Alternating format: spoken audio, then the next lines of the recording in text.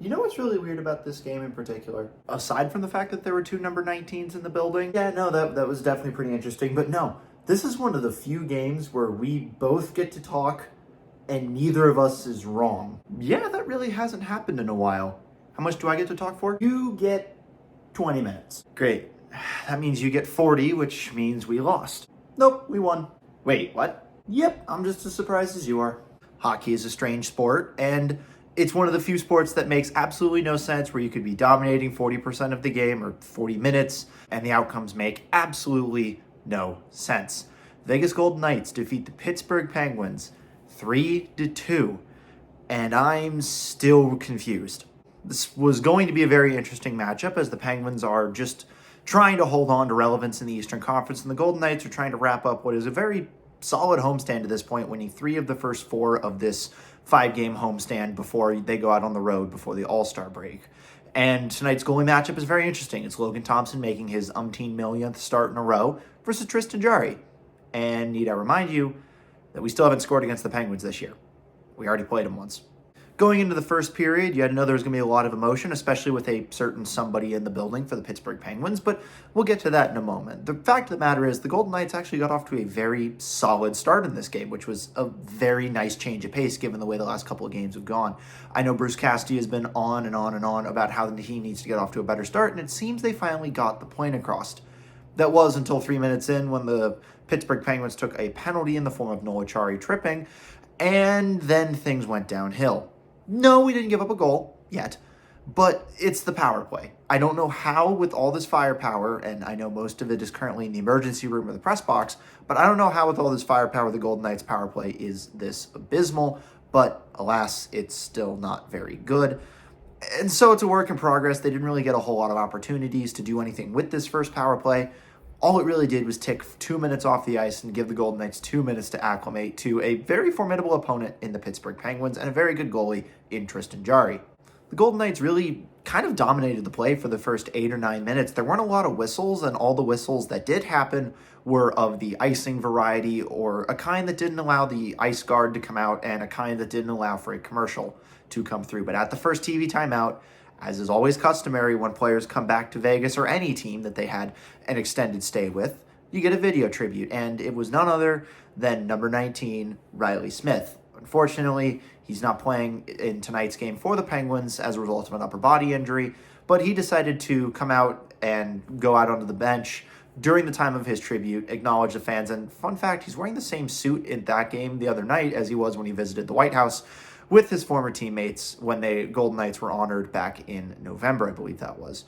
But ultimately, the video tribute was very, very good, and it still hurts to see Riley Smith on another team. I always thought that he would be a Knight for the rest of his career, but hockey's a tough business, and Ivan Barbashev was 5 years younger and cost the same. And I'm not going to get into the merits of Riley Smith leaving the team for a third-round pick coming back the other way. But what matters is he's having a good year in Pittsburgh before the injury, and the Golden Knights are having a decent year, even though it would have been awesome to keep the Misfits together this year. But definitely a very, very well done job by our video team, putting together a video tribute that honestly pulled on the heartstrings of me, and I don't get emotional very easy, which I know is hard to believe. I am absolutely convinced that the number 19 will be retired in this organization in some time in the near future, and I'd be remiss if, when Riley Smith does hang up the skates one day in the next 5 or 7 years, that the Golden Knights don't snatch him up instantly as a front office or even an assistant coach. He's got to come back to the team at some point. He's done too much. He had such an impact in his first 6 years here that it'd be stupid not to bring him back in some capacity in the future. The Golden Knights continued to carry the play a little bit through the middle portion of the second period, ultimately getting another power play when O'Connor got boxed for another tripping penalty. Crazy, there was just a lot of trips in this first period. And while this power play was not at all successful in terms of goal scoring, it was a little bit better for the Golden Knights in terms of, at least at the time, building some semblance of momentum and forward progress in this first period, trying to build towards eventually scoring a goal. However, at the end of the power play, with another goal not being scored, seems the game switched, as the Penguins really took over the game at this point, which was oddly shocking given that they had basically nothing until they had something, and they had everything. While they wouldn't score at the back half of the first period, the shots would get a lot closer, and ultimately it would end with the Golden Knights leading in shots 8-6. That 0-for-2 on the power play does kind of hurt. Unfortunately, with intermissions comes adjustments, and the Pittsburgh Penguins, while they did not play their best first period, came out and made a really, really solid adjustment to start the second period, and ultimately was just on the pace right away. One thing that was very apparent early on in the second period is that Logan Thompson wasn't super comfortable with where he was standing, with where he was positioned, and he was very, and I use this word carefully, he was very intentional with his saves. It didn't look like he was exactly set on his feet, and he was just kind of lunging at it. He's gone through moments like this in games where there's a stretch of a few minutes where he's really got to fight the puck, and I get that. As a former goalie, I know that feeling when you're just not seeing it. But at this level, players will make you pay for moments like that, and unfortunately, a few minutes after I realized that Thompson may have had what gymnasts call the twisties, it kind of came back to bite him. Ryan Graves of the Penguins took the puck on the near boards and tried to work his way down towards the goal. Thompson dropped because he didn't think there was going to be a seam pass, and ultimately there wound up not being a seam pass. Thompson dropped expecting a shot. The shot never came, and so Thompson thinks that Graves is going to go behind the net, so Thompson pushes across the net, or at least tries to. Graves banks it off the back of Thompson's leg and into the goal, breaking the seal on this game for the Penguins, and it is 1-0. Definitely a goal that LT is going to want back, but at the end of the day, it's just one of those really unfortunate situations where maybe the forward should have been able to walk all the way from the top of the circles to below the goal line and bank it off your goalie. But it's just one of those moments where when the goalie's the last person to touch it, it's never a good feeling. But whatever the reason, it is 1-0 Penguins. And so what's the worst possible thing that you can do pretty much immediately after giving up a goal? That's right, taking a penalty. But clearly Nick Waugh didn't go to the Ian School of Hockey logic, and he took a penalty pretty close after the Golden Knights gave up the first goal of the game. Mercifully for the VGK, they were able to kill off this power play by the Penguins. First time they've actually had a competent-looking penalty kill in the last few games, and I know I'm being super hard on a team that's won 3 of 4 to this point, but gosh, the power play, and even more so the penalty kill. Special teams have just been a challenge recently, so it was always good to, even though the power play was 0-for-2, to get that critical kill at this junction of the game. However, it's only inevitable when a great talent like, Sidney Crosby's on the other side of the ice, that things are going to go sideways, and they're going to go sideways in a very predictable way.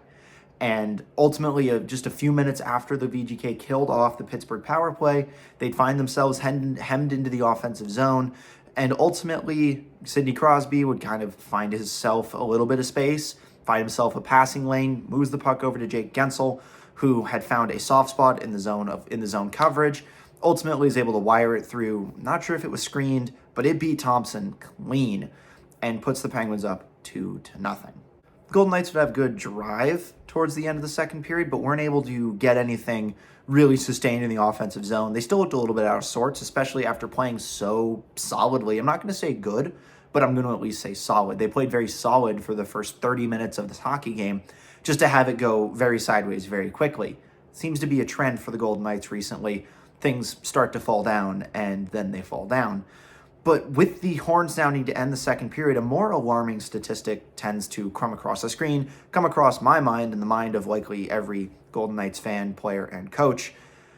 You only get 6 periods of hockey against each team in the Eastern Conference because of the way the schedule works. The Golden Knights have been shut out in 5 of them.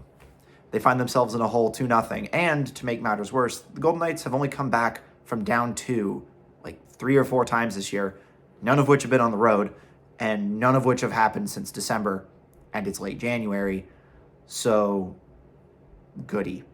But I get to take over now. With the start of the third period, seemed to bring a new Golden Knights offensive structure. They didn't really change anything strategically, but they just started skating downhill. As weird as that sounds, they came out absolutely shot out of a cannon. They were on fire, they were playing fast, they were playing smart.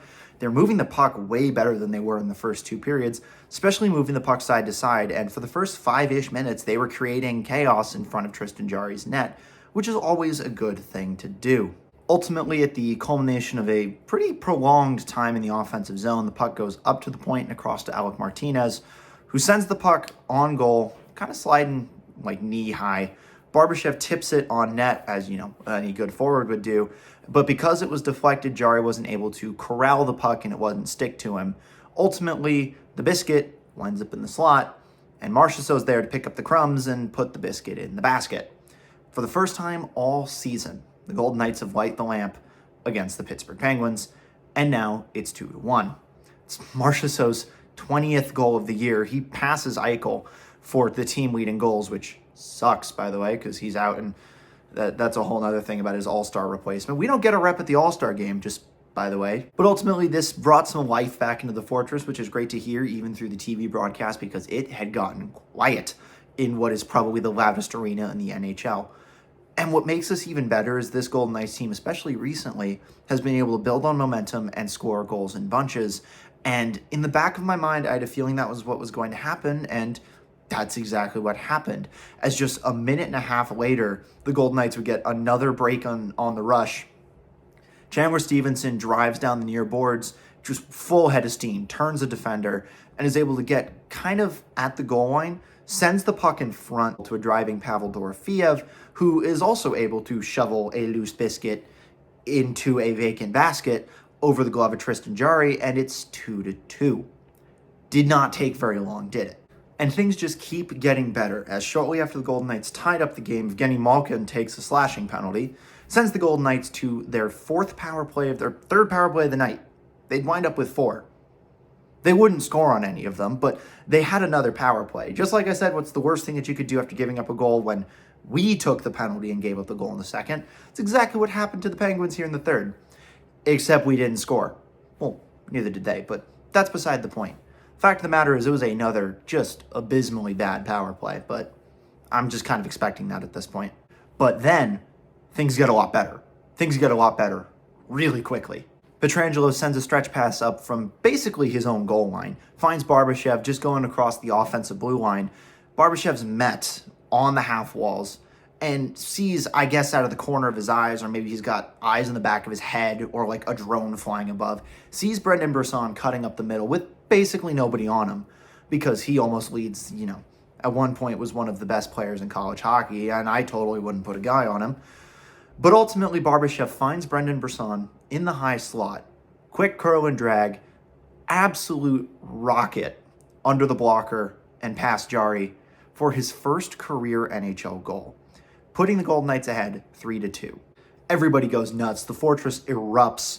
Nothing is more exciting than a rookie scoring his first career goal, especially when it's a go-ahead goal, and what would ultimately become the game-winning goal. But what's even more funny about this is, the celly for Brisson was amazing, and yes, it was hilarious to see Korczak accidentally punch Barbashev in the face in the celebratory scrum after the goal. The most poetic story of this is that, Brendan Brisson is the son of super NHL agent Pat Brisson, and so many stories were made tonight. Sidney Crosby basically lived with the Brissons when he was younger in Pittsburgh in his first couple of seasons, and they kind of grew up knowing each other, and so it's very poetic that Crosby was on the ice when Brisson scored his first goal. Not to mention the fact that Brendan Brisson now wears number 19, which was formerly Riley Smith's number, and he scores his first NHL goal on the night that Smith comes back to the Fortress for the first time as a member of the Penguins. This game was just dripping with storylines. Amazingly, after all the excitement, the Golden Knights actually played shutdown defense and were about 2 inches away from this game being 4-2, with Mark Stone just missing a wide open net when Jarry was at the bench for the extra attacker. Ultimately, the Golden Knights would play smart, force the Penguins into making a mistake, and ultimately they would wind up committing a penalty, putting the Golden Knights on the power play with about 40 seconds left in the game, and from that point, it's basically over. Golden Knights somehow come back from down 2-0 at the start of the third period to win the game 3-2 in regulation, and improve to 4-1 on this 5-game homestand before going out east to play 4 games on the road. 2 back-to-backs. That's going to be fun. Some storylines coming out of this game, aside from the incredible comeback, Brendan Brisson has arrived.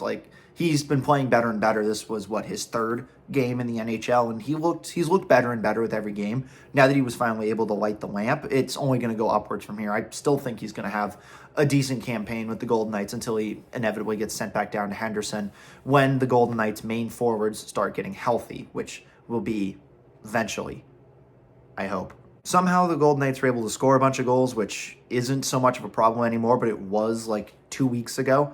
And the one thing that's getting lost in all of this is the Golden Knights just won 4 out of 5 games against some pretty sizable opponents. You know, the Preds aren't slouches. You know, the Rangers are a good team. The Islanders are okay. And of course, the Penguins are vying for playoff spots. They did all of this with a team that is essentially Mark Stone and his merry band of Silver Knights, because basically the entire bottom 6 and a good chunk of the D-core are just AHL players up because of injuries.